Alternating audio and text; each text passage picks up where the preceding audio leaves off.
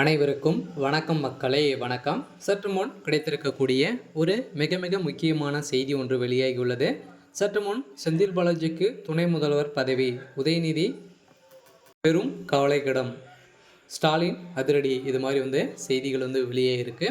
So இதை பற்றி தான் இந்த வீடியோவில் நாம் முழுமையாக பார்க்க போகிறோம். ஸோ அதுக்கு முன்னாடி நம்ம சேனலுக்கு ஸோ இப்போ தான் நீங்கள் முதல் முறையாக வந்திருக்கீங்க அப்படின்னா ஸோ மறக்காமல் நம்மளுடைய சேனலை சப்ஸ்கிரைப் பண்ணிக்கோங்க.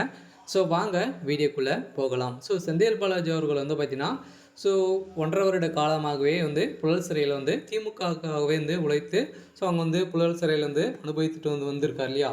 ஸோ இந்த நிலையில் பார்த்தீங்கன்னா செந்தில் பாலாஜிக்கு ஸோ துணை முதல்வர் பதவி ஸோ கொடுக்கலாம் அப்படின்ற மாதிரி பார்த்தீங்கன்னா ஸோ முதல்வர் ஸ்டாலின் அவர்கள் ஸோ முடிவு செஞ்சுருக்கிறதாக ஸோ அமைச்சர்களுக்கிடையே சொல்லியிருக்கிற நிலையில் தான் திமுகவுடைய தலைமையகத்துக்கு பெரும் பரபரப்பான ஒரு செய்தியை தான் சொல்லியிருக்காரு.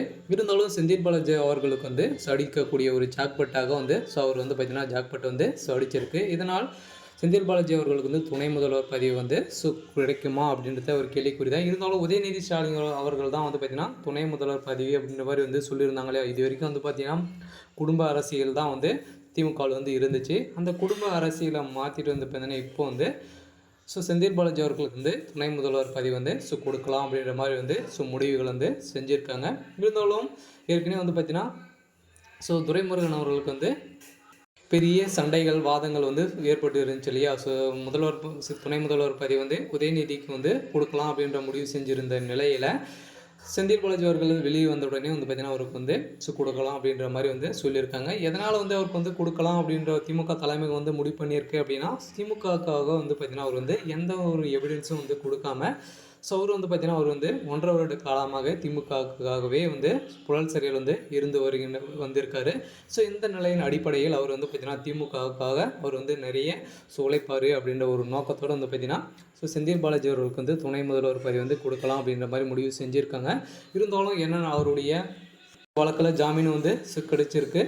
இருந்தாலும் முதல்வர் ஸ்டாலின் அவர்கள் பார்த்திங்கன்னா ஏற்கனவே ஒரு முக்கிய புள்ளியாக துரைமுருகன் அவருக்கு இருக்கார் இல்லையா. ஸோ அவருக்கு கொடுக்கலாம் அப்படின்ற மாதிரி இருந்த நிலையில் இருந்தாலும் துணை முதல்வர் பதவி ஸோ உதயநிதிக்கு தான் அப்படின்ற மாதிரி முடிவு செஞ்சுருந்த நிலையில் மீண்டும் மாறி இருக்கும் நிலையில் தான் பெரும் பரபரப்பை ஸோ ஏற்படுத்தியிருக்கு.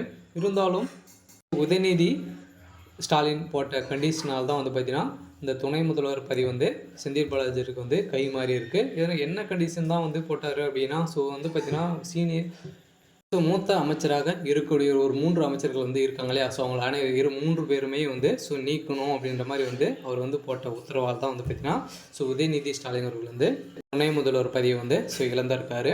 இருந்தாலும் திமுகவில் எது நடந்தாலும் ஸோ நல்ல இதுக்கே அப்படின்ற மாதிரி செந்தில் பாலாஜி அவர்களுக்கு ஒரு ஜாக்பட்டாக ஸோ அடிச்சிருக்கு.